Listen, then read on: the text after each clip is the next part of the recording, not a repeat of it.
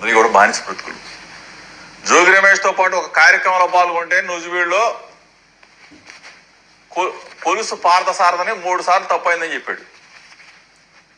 నూజివీడులో సర్దార్ గౌతులక్షణ విగ్రహావిష్కరణలో నాతో పాటు పార్థసారథి పాల్గొంటే పార్థసారథి ఏం తప్పు చేశాడు? నా పార్టీలోకి రాలేదే, వైఎస్ఆర్ పార్టీలో, లేకపోతే నేను ఆయన పార్టీలోకి వెళ్ళలేదే. సర్దార్ గౌతులక్షణ గారి విగ్రహావిష్కరణ, అది కూడా ఎవరో వాళ్ళ మనవరాలు గౌతు శిరీష, నన్ను ఒక ముఖ్య అతిథిగా పిలిచారు.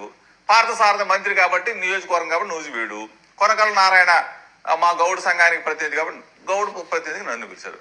నాతో పాటు నూజివీడులో లక్షణ గారి విగ్రహావిష్కరణలో పాల్గొంటే ఉలుసు పార్థసారథి అనే మంత్రి 3 సార్లు తప్పైందని చెప్పాడు. లోకేష్ కార్డు పట్టుకుని కొనకళ్ళ నారాయణ తప్పైందని చెప్పాడు. వాళ్ళ తాత విగ్రహావిష్కరణకు వస్తే గౌతు శిరీష తప్పైంది. ఏం తప్పు చేశారు మీరు? బానిస ఎందుకు బతుకుతారు మీరు? బానిసలాగా మీది బ్రతికేనా? సిగ్గుగా లేదా?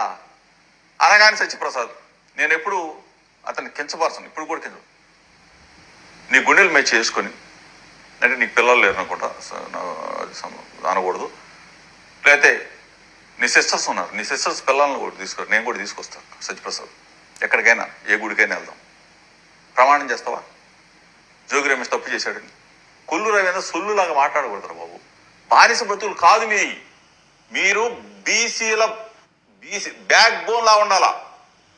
బీసీలు అంటే బ్యాక్ బోన్ లా ఉండాలా, బానిసల్లాగా ఉండదు. చంద్రబాబు నాయుడు బానిసలుగా మారిపోయారు మీరు, లోకేష్కి బానిసలుగా మారిపోయారు.